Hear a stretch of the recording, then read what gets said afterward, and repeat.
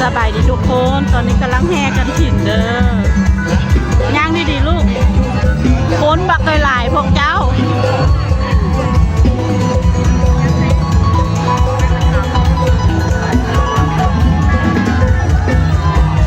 ฝนบักหลายเลย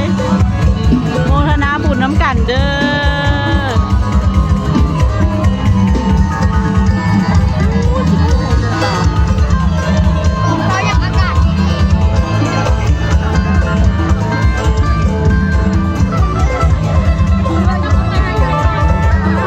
อโมทนาบุญน้ำกันเด้อพวกเจ้า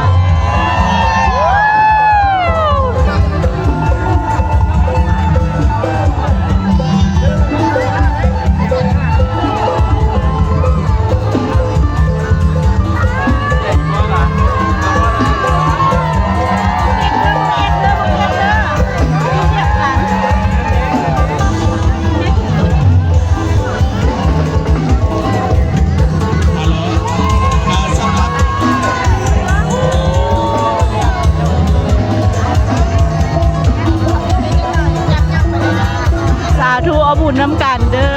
สาธุสาธุ